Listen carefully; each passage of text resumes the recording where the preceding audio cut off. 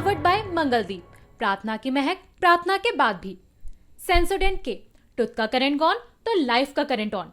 इन sunrise मसाला, स्वाद बिहार का। अब हमारे साथी निखिल आ गए हैं स्टूडियो में, जो आपको आगे की चर्चा बताएंगे, खास तौर पर उन राज्यों के बारे में जिनकी पॉलिटिक्स पर वो लगातार एक रिपोर्टर के तौर पर, एक स्टूडेंट के तौर पर नज़र रखते हैं। और ऐसा पहला राज्य है असम का राज्य, जहां पर कुल सीटें हैं 14।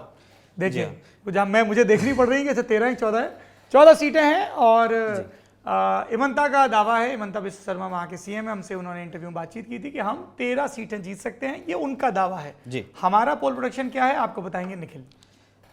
सौरभ, असम की जो 14 कुल सीटें हैं उसमें भारतीय जनता पार्टी को 9 से 11 सीटों पर आगे जो बढ़त है वो बताई जा रही है एग्जिट पोल्स के मुताबिक। और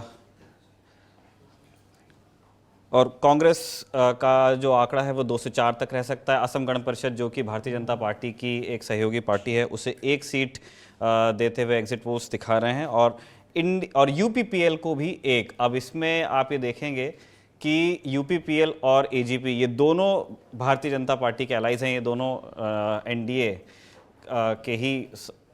एनडीए का ही हिस्सा हैं। और इस हिसाब से अगर आप लेकर के जाएंगे तो एक तरह से क्लीन स्वीप वाली जो स्थिति कह रहे थे हिमंता बिस्वा शर्मा की असम में होगी। काफ़ी कॉन्फिडेंट वो अपनी पार्टी के प्रदर्शन के बारे में, अपने गठबंधन के प्रदर्शन के बारे में थे। वो चीज़ यहाँ पे होती हुई दिख रही है। 10 से 12 सीटें कुल मिलाकर के एनडीए की हो जाती हैं। भारतीय जनता पार्टी 9 से 11 के बीच रह सकती है। कांग्रेस को वो कह रहे हैं 2 से 4 सीटें। और जब असम में हमारी विधानसभा, माफ़ कीजिए, लोकसभा चुनाव के लिए हमारी फील्ड रिपोर्टिंग चल रही थी, हमने वहाँ पे अपर असम को कवर किया। अपर असम में हम डिब्रूगढ़ में अपने दर्शकों को नज़र आए, वहाँ के लोगों से हमने फीडबैक लिया। हमने जोरहाट लोकसभा कॉन्स्टिट्यूंसी को कवर किया। उसके बाद हम लोग जब इलाके में आगे बढ़ते गए तो नगांव होते हुए गए, गुवाहाटी जो कि कामरूप मेट्रो में आता है, उसके आगे हम बारपेटा, और आगे जाके धुबरी में हमारी जो चुनाव यात्रा थी वो कंक्लूड हुई थी। इन सभी इलाकों पे हमने जाकर के अपनी फील्ड रिपोर्टिंग आपको दिखाई है, अलग अलग जगह के फैक्टर्स आपको दिखाए हैं। हम शुरू करना चाहते हैं अपर असम से, जहां से हिस्टोरिकली असम के जितने मुख्यमंत्री हैं, असम के जो अर्स्टवाइल रूलर्स भी होते थे, वो ज़्यादातर असम से ही आते थे। जो कल्चरल कैपिटल है जोरहाट, वो भी अपर असम में ही आती है। और अपर असम में ही जो सीट है वो है डिब्रूगढ़, जहां से सर्बानंद सोनोवाल इलेक्शन लड़ रहे थे। और उन्हें इलेक्शन लड़ाने की एक तरह से पर्सनल जिम्मेदारी दी गई थी चीफ मिनिस्टर हेमंत बिस्वा शर्मा को। हमारे साथ हिमांशु जी हैं। सर, आप भारतीय जनता पार्टी को बहुत करीब से कवर करते रहते हैं, और जो बड़े नेताओं का जो उदय हुआ है भारतीय जनता पार्टी में प्रधानमंत्री के बाद में, उनमें से एक नाम हेमंत बिस्वा शर्मा का भी लिया जाता है।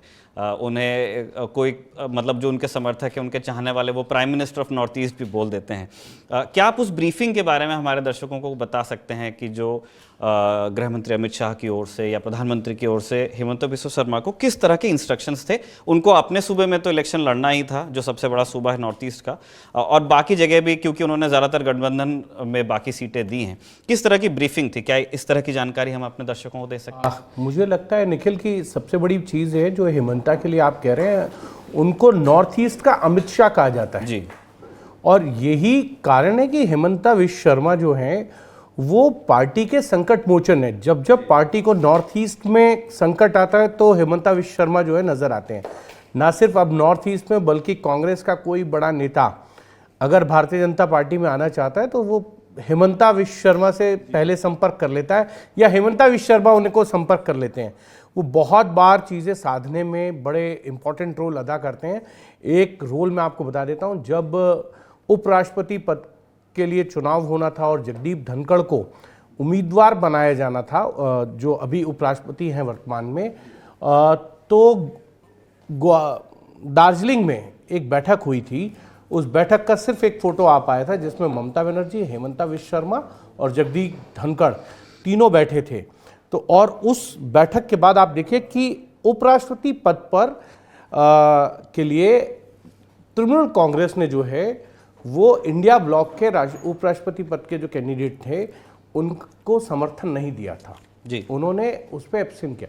तो कहीं ना कहीं ये हेमंता बिस्वा शर्मा का रोल है कि वो ममता बनर्जी को भी साथ लेते हैं और इसीलिए उनकी चुनावी जो स्ट्रेटेजी है, जो मैकेनिज्म है, वो हम सब जानते हैं क्योंकि वो माइक्रो मैनेजमेंट के एक्सपर्ट हैं। जब वो 2015 में भारतीय जनता पार्टी में आए, उस वक्त जो है हेमंता विश्व शर्मा एक बड़े नेता थे, लेकिन सर्बानंद सोनोवाल को भारतीय जनता पार्टी ने मुख्यमंत्री पद का उम्मीदवार घोषित कर दिया था। सर्बानंद सोनोवाल भी एजीपी से आए थे 2011 में, लेकिन हेमंता विश्व शर्मा ने ऐसी स्ट्रेटेजी बनाई, कांग्रेस के बड़े बड़े दिग्गजों को तोड़ के लाए, 15 एमएलए तोड़ लिए थे उन्होंने, उनको भारतीय जनता पार्टी में लेके आए और कहते हैं कि ह्यूमन रिसोर्स को कैसे यूटिलाइज किया जा सकता है और कैसे बनाया जा सकता है, ये हेमंता विश्व शर्मा जानते हैं। और इसीलिए उन्होंने शायद दावा भी किया था कि 14 में से 14 सीटें जो है हम जीत लेंगे। लेकिन जो हमारा एग्जिट पोल दिखा रहा है, मुझे लगता है कि 1-2 सीट कम रह गई होंगी, कहीं कुछ कारण होंगे। लेकिन इस बार हेमंता विश्व शर्मा की बड़ी कोशिश थी कि गौरव गोगोई को जो है इस बार उनको पटखनी देनी है, और अगर ऐसा होता है तो हेमंता विश्व शर्मा की जो साख है पार्टी में, या ये कहें कि उनको जो चुनावी चाणक्य कहा जाता है नॉर्थ ईस्ट में, उसमें और नंबर जो है वो जुड़ जाएंगे। बिल्कुल। और गौरव गोगोई की जो सीट है, या जो अब सीट हो गई है, पहले वो कलियाबोर सीट से लड़ते थे जो कि उनके पिता तरुण गोगोई की भी सीट होती थी, वो मुख्यमंत्री रहे और काफ़ी कॉन्सिक्वेंशियल चीफ मिनिस्टर्स जो नॉर्थ ईस्ट को मिले हैं उनमें से एक तरुण गोगोई का नाम लिया जाता है। लेकिन वो लेगेसी उस तरह से कंटिन्यू हो नहीं पाई, स्पेशली उसके बाद जब हेमंत बिस्वा शर्मा कांग्रेस से अलग हो जाते हैं। और आपने भी नोटिस किया होगा हिमांशु जी कि असम में बीजेपी ने धीरे धीरे अपनी जगह बनाई है। पहले वो सर्बानंद सोनोवाल के रास्ते वहाँ पे दाखिल होते हैं, उनको इस्टेब्लिश करते हैं, गठबंधन में चुनाव लड़ करके जीतते हैं, और अब आप वहाँ पे देख रहे हैं ट्रांजिशन कि एक प्योरली असमीज पार्टी की शक्ल धीरे धीरे हेमंत बिस्वा शर्मा देते जा रहे हैं। और वो अब उसके अंदर वो साम दाम दंड भेद, वो everything is fair in love and war वाली चीज़ है। आप हो सकता है अपने विरोधी दल के लोगों को अपने में जोड़ें। नहीं जी निखिल, एक चीज़ कही जाती है हेमंत बिस्वा शर्मा के लिए, आप एक बयान देखिएगा बदरुद्दीन अजमल का जी 2021 के विधानसभा चुनाव से पहले, उन्होंने कहा कि ये भी संभावनाएं हैं कि हेमंता बिस्वा शर्मा ने मेरी पार्टी में कुछ लोगों को टिकट दिला दिया हो जी, और कुछ लोग हमारी पार्टी से चुनाव लड़ रहे हैं और चुनाव बाद अगर जरूरत पड़ी तो वो उधर जा सकते हैं। तो हेमंता बिस्वा शर्मा का ये एक तरीके का जो मैनेजमेंट है ना, वो बहुत काबिले तारीफ है कि विपक्षी दल भी ये कह जाएं कि मेरी जो कुछ उम्मीदवार हैं वो हो सकता है हेमंता बिस्वा शर्मा के लिए चुनाव लड़ रहे हैं। ये वैसे ऑन रिकॉर्ड तो कोई, जैसे उन्होंने कुछ बातें आपने बता दी, बदरुद्दीन अजमल कह रहे थे, लेकिन ये चीज़ एक बहुत लाउड चैटर है। कम से कम असम में तो ये कहा जाता है कि हेमंत बिस्वा शर्मा से डरने वाले हर पार्टी, उनकी अपनी पार्टी में भी लोगों को उनसे डर लगता है और बाकी दलों में, क्योंकि वो काफ़ी कैंडिडली, काफ़ी खुले में उनके स्टेटमेंट्स आते हैं। उन्होंने एक बार ये भी कह दिया था कि फिक्स डिपॉजिट है कांग्रेस पार्टी मेरे लिए, जब मैं चाहूँगा जितना चाहूँगा उसमें से विड्रॉ करके अपने खाते में जमा कर लूँगा। और उन्होंने पब्लिकली कहा था, और जो कांग्रेस के तमाम बड़े लीडर्स हैं उनको वो ऑन फैक्ट्स काउंटर, मतलब ये बात तो नैरेटिव की है, लेकिन जिस तरह से आप टूट होते हुए देखते हैं, जैसे नगांव कॉन्स्टिट्यूंसी है, गौरव गोगोई की जो कलियाबोर कॉन्स्टिट्यूंसी है उसका एक बड़ा हिस्सा अब नगांव में मिला दिया गया है, वहाँ पे बात चल रही थी। तो वहाँ उन्होंने जो कांग्रेस के प्रेसिडेंट थे डिस्ट्रिक्ट के, सुरेश बोरा, उनको पार्टी ज्वाइन कराई भारतीय जनता पार्टी, और उनको टिकट दे करके वो इलेक्शन लड़ा रहे हैं और त्रिकोणीय बना दिया। तो इस तरह से वो अपना काम करते रहते हैं। हम इस बातचीत में जोड़ना चाहते हैं कौशिक डेका सर को भी। आप एग्जीक्यूटिव एडिटर हैं इंडिया टुडे मैगजीन के, और इंडिया टुडे नॉर्थ ईस्ट के आप संपादक भी हैं। नॉर्थ ईस्ट की पूरी पॉलिटिक्स को बहुत करीब से फॉलो करते हैं और ख़ुद भी असम से आते हैं, तो उनसे हम बात करना चाह रहे हैं जैसे ही वो जूम पे पैच हो जाते हैं। तब तक के मैं आपको जो इंडिया टुडे एक्सिस माई इंडिया के एग्जिट पोल के नतीजे हैं वो आपको फिर से बता दूं। भारतीय जनता पार्टी ने 11 सीटों पर चुनाव लड़ा है असम में, उसमें से वो 9 से 11 सीटें जीत सकती है, ऐसा संकेत इंडिया टुडे माई एक्सिस का एग्जिट पोल करता है। असम गण परिषद 2 सीटों पर ये एनडीए अलाई हैं, भारतीय जनता पार्टी के साथ में मिलकर चुनाव लड़ा, 1 सीट जीत सकते हैं। यूपीपीएल ये कोकराझार की सीट है जहां पे 1 सीट उनको मिली थी, 1 सीट उनके जीतने की संभावना जताई जा रही। कांग्रेस जिसको एलाइज की इस बार हम ये कह सकते हैं कि उनको कमी पड़ गई, क्योंकि एजेपी के अलावा वो किसी और दल से उनका गठबंधन हो ही नहीं पाया, और एजेपी भी एक जो सर्बानंद सोनोवाल वाली सीट है वहाँ से लुरिन ज्योति गोगोई लड़ रहे हैं डिब्रूगढ़ से, और वो कॉन्टेस्ट भी एक अनफेयर फाइट की तरह ही है। आप डिब्रूगढ़ में जाकर के जब लोगों से बात करेंगे, इससे पहले महाराष्ट्र से रामेश्वर तेली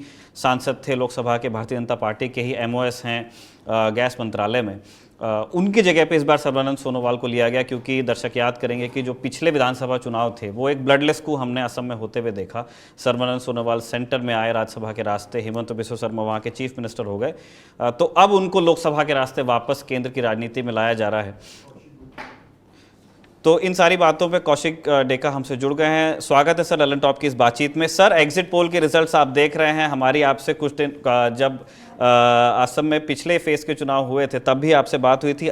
हमने आपसे हिमंत बिस्वा शर्मा के उस स्टेटमेंट पर रिएक्शंस मांगे थे जिसमें उन्होंने कहा था कि हम तो 14 में से 13 भी जीत सकते हैं।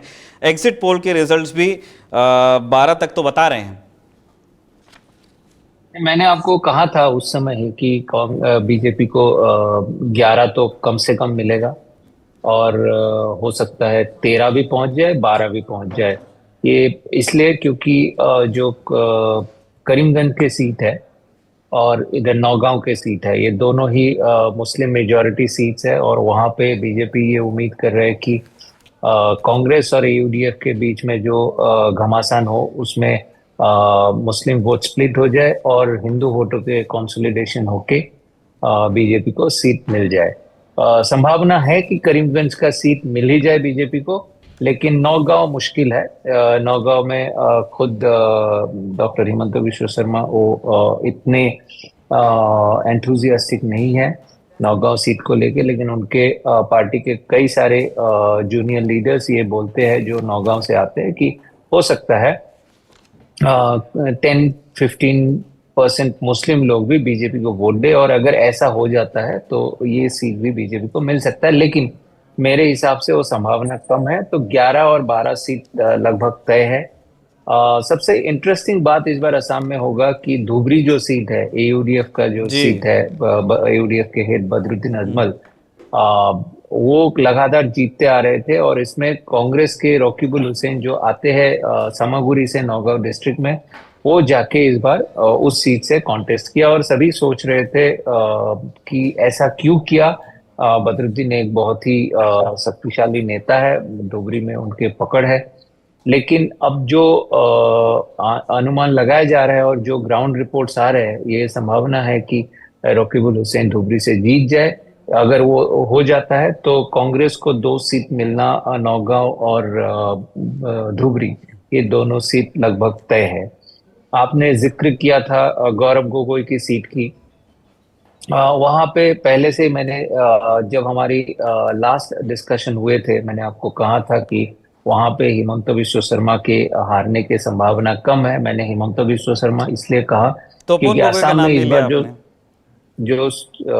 निर्वाचन हुए चुनाव में हर जगह कैंडिडेट, बीजेपी के कैंडिडेट हिमंत बिस्वा शर्मा ही है, जैसे देश भर में मोदी है। और बहुत इम्पोर्टेंट बात यह है कि असम में इस बार चुनाव हिमंत बिस्वा शर्मा ने एक एक्सपेरिमेंट किया कि लोकल मुद्दों पे ही लड़ा गया। ना वहाँ पे ज्यादा राम मंदिर की बात की, ना वहाँ पे हिंदू मुसलमान किया, ना यहाँ पे बहुत ज्यादा बांग्लादेशी और असमीज की बात किया। वहाँ पे अरुणोदय स्कीम, नौकरी और महिलाओं को जो भी लाभार्थी वर्ग है, महिलाओं को जो भी सुविधा मिलते हैं, examination, government recruitment, local level पे जैसे कहीं स्टेडियम देने की बात की, कहीं जो कोल्ड स्टोरेज देने की बात की, इस तरह की बातें ज्यादा किया गया। तो इसलिए एक तरह से वो एक्सपेरिमेंट है कि एक लोकसभा चुनाव में डॉक्टर शर्मा ने एक लोकल फ्लेवर लाके ये चुनाव जीतने की कोशिश किया। और इम्पोर्टेंट उनके लिए ये है क्योंकि ये पहला चुनाव है जब वो मुख्यमंत्री बने। इससे पहले वो बीजेपी के शक्तिशाली नेता थे, नंबर 2 हुआ करते थे, और जितने भी चुनाव जिताया, 2016 कहे, 2021 कहे या 2019 की चुनाव कहे, लोकसभा चुनाव, उसमें वो उनके नेतृत्व में, ऑफिशियल नेतृत्व में नहीं हुए। हालांकि सारे चुनावी मैनेजमेंट वही करते थे, लेकिन नेतृत्व किसी और का होते थे, ऑफिशियल नेतृत्व। इस बार उनके नेतृत्व में हो रहे, वो मुख्यमंत्री है। तो 9 सीट लास्ट टाइम जीते थे, 9 से कम तो आने की सवाल ही पैदा नहीं होता। उनको 9 भी लाएंगे तो भी उनको क्रेडिट उतना नहीं मिलेगा। इसलिए मैंने पहले आपको कहा था कि इस बार 11 तो लाना, उनके जो कद है असम में, नॉर्थ ईस्ट में या राष्ट्रीय प्रेक्षापट में, को मेंटेन करने के लिए उनको कम से कम 11 सीट तो जीतना बहुत जरूरी है। और मुझे लगता है 11 और 12 के बीच आ जाएंगे। ये जो एग्जिट पोल कह रहे हैं इससे ज्यादा कोई अंतर होगा नहीं 4 तारीख को। 4 तारीख को हम देखने वाले हैं। कौशिक सर, मैं एक आपने कुछ फैक्टर्स तो बताया कि किस तरह से हिमंता बिस्वा शर्मा ने अपना इलेक्शन लड़ा है। हम अपने दर्शकों को वोट शेयर भी बताना चाहते हैं। बीजेपी, एजेपी और ईपीपीएल का जो गठबंधन है एनडीए, उनका 51% वोट शेयर रह सकता है। इंडिया टुडे माई एक्सिस माई इंडिया का जो एग्जिट पोल है उसके मुताबिक हम देख रहे हैं कि पिछले बार से 5% वोट शेयर ऊपर जाता दिख रहा है। और कांग्रेस एजेपी का जो गठबंधन है, जो इंडिया अलायंस है, वो 38% वोट शेयर लेके आ सकता है। ये भी पिछले बार से 3% ज़्यादा है। हम ये जानना चाहते हैं, आपने एक अरुणोदय स्कीम का तो नाम लिया ही और ये भी बताया कि किस तरह से हिमंता बिस्वा शर्मा ने उस इलेक्शन को लोकल बनाने की कोशिश की, असम स्पेसिफिक इलेक्शन लड़ने की कोशिश की। आम वहाँ पिछले बार से एनडीए का प्रदर्शन ऊपर जा रहा है, 5% वोट शेयर उनका ऊपर जा रहा है। इंडिया अलायंस का 3% जा रहा है, लेकिन उसका फायदा उन्हें कोई सीट्स में होता हुआ दिख नहीं रहा। मेरे 2 प्रश्न हैं। एक, भारतीय जनता पार्टी का जो गठबंधन है एनडीए, वो अपना वोट शेयर ज्यादा ऊपर कैसे लेके जा रहा है, उसके कारण आप क्या पाते हैं अरुणोदय स्कीम के अलावा? 1। दूसरा, हमने ये देखा कि असम में ठीक है, भारतीय जनता पार्टी और कांग्रेस जो बड़ी राष्ट्रीय पार्टियां हैं अपना इलेक्शन लड़ती ज़रूर हैं, लेकिन हमेशा एलाइज को साथ में लेती हैं, क्योंकि असम में काफ़ी सारे लोकल फैक्टर्स आपको देखने के लिए मिलते हैं। कांग्रेस को इस बार एजीपी के अलावा कोई दूसरा अलायंस पार्टनर मिला नहीं, या जो मिल रहा होगा यूडीएफ का, उसमें नाम लिया जा सकता है, उनके साथ वो गए नहीं, शायद ये याद करके कि पिछले विधानसभा चुनाव में जो हमें सुनने को मिला वो नेगेटिव पब्लिसिटी हम इस बार नहीं चाहते। आपको क्या लगता है इन चीज़ों पर सर? कांग्रेस ने काफी और पार्टी के साथ रीच आउट किया था, जैसे एजीपी है जी, एजेपी है, और राइजर दल जो अखिल गोयल के पार्टी है, उन्होंने भी कांग्रेस का साथ दिया, हालांकि वो कहीं से खड़े नहीं हुए। और लेकिन गौरव के टीएमसी साथ एक उन्होंने टूर असम किया। में है, टीएमसी के साथ गठबंधन नहीं किया कांग्रेस ने, टीएमसी भी नहीं करना चाहते थे। एयूडीएफ को जानबूझ के छोड़ दिया, एयूडीएफ तो इंडिया ब्लॉक के ही साथी नहीं है। असम में कांग्रेस ने बहुत सारे छोटे छोटे पार्टियों को लेके एक गठबंधन बनाया था, लेकिन वो इतनी कारगर नहीं हुए। मुझे सबसे जो इंटरेस्टिंग लगता है इस चुनाव में, जो एग्जिट पोल के डेटा है, अगर मैं गलत नहीं हूं तो बीजेपी को 41% वोट शेयर दिया गया है। बीजेपी एक हिंदूवादी पार्टी है और 41% लास्ट टाइम से शायद ही 6% वोट शेयर इंक्रीज हुआ है। मैं गलत भी हो सकता हूं, बट ये एक सब्सटेंशियल इंक्रीज है, और ऐसे एक स्टेट में इंक्रीज हुआ है जहां पे 34% मुस्लिम पॉपुलेशन है जी। तो ऐसे स्थिति में बीजेपी जैसे पार्टी अगर अपना वोट शेयर इतने मतलब 5-6%, बहुत ही सब्सटेंशियल इंक्रीज है, ऐसा इंक्रीज कर पा रहे हैं। मैं एजीपी और क्या कहते हैं यूपीपीएल की बात कर ही नहीं रहा हूं। मैं ये 2 पार्टी, बीजेपी ने अकेले अगर इतना सब्सटेंशियल इंक्रीज किया, इसके 2 वजह हो सकते हैं, 2 वजह है, हो सकते हैं। एक, जो डिलिमिटेशन हुआ है, डिलिमिटेशन में ये हुआ है कि बहुत सारे कॉन्स्टिट्युएंसी, जैसे बरपेटा कॉन्स्टिट्युएंसी है, बिल्कुल। या जो आप काजीरंगा की बात कर सकते हैं, जो नया क्रिएट हुआ है, ऐसे कॉन्स्टिट्युएंसी में, या दरंग उडालगुरी, ऐसे कॉन्स्टिट्युएंसी में बहुत स्मार्टली ऐसा किया गया है कि जो मुस्लिम पॉपुलेशन है उनको 1-2 जगह पे कंसेंट्रेट कर दिया गया है। जैसे नौगांव में इधर उधर से जोड़ के कोलियाबोर का जो चंक था वो नौगांव में चला गया, जो बरपेटा का चंक था वो धुबरी में चला गया, जोड़ के नौगांव में कंसेंट्रेट कर दिया। बरपेटा के सब्सटेंशियल एक हिस्सा काट के उन्होंने धुबरी में जोड़ दिया है, जो मुस्लिम डोमिनेटेड है। तो मुस्लिम वोटिंग 1-2 कॉन्स्टिट्युएंसी में कंसेंट्रेट हो गए। इसके वजह से बाकी जगहों पे जो हिंदू कंसोलिडेशन हुआ वो बीजेपी को मिला।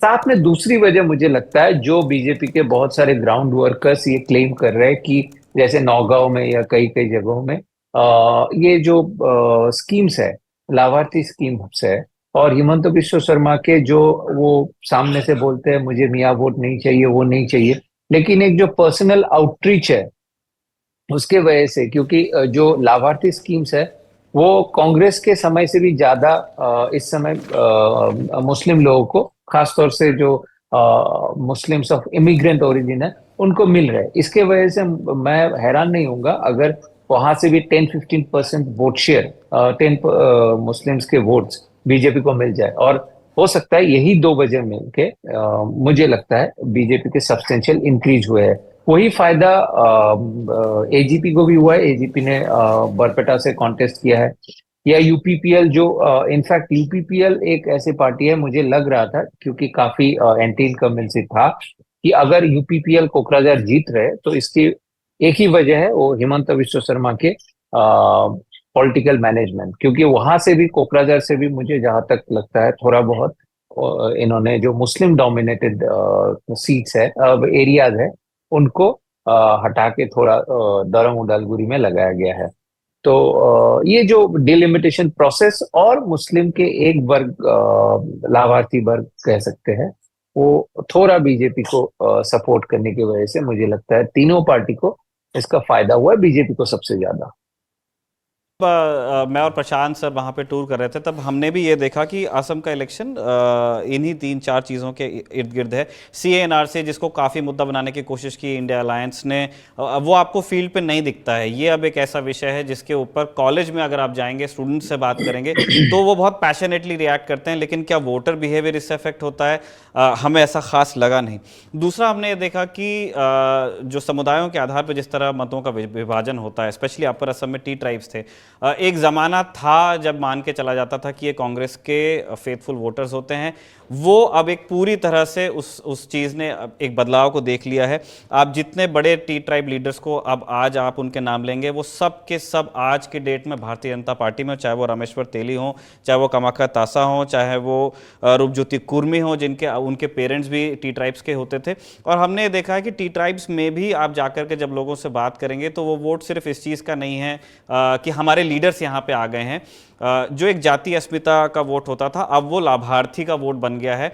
आप जाकर के बात करेंगे जब लोगों से, तो वो इस चीज़, हो सकता है कि वो 5 किलो की जगह 4 किलो मिल रहा हो, किसी जगह हो सकता है कि ओवर चार्ज किया जा रहा हो, कोई 20-30 रुपए ले लेता है जो देने वाला, जहाँ पे थंब इंप्रेशन होता है, लेकिन कोई आपसे ये नहीं कहता है कि राशन नहीं मिल रहा है। और जैसे कि आपने बताया, डिलिमिटेशन तो एक बड़ा विषय होने ही वाला है जो इस चुनाव के नतीजे को प्रभावित करेगा। हमारे पास पश्चिम बंगाल के नतीजे भी आ गए हैं जिसमें हमारे दर्शकों की बड़ी दिलचस्पी थी।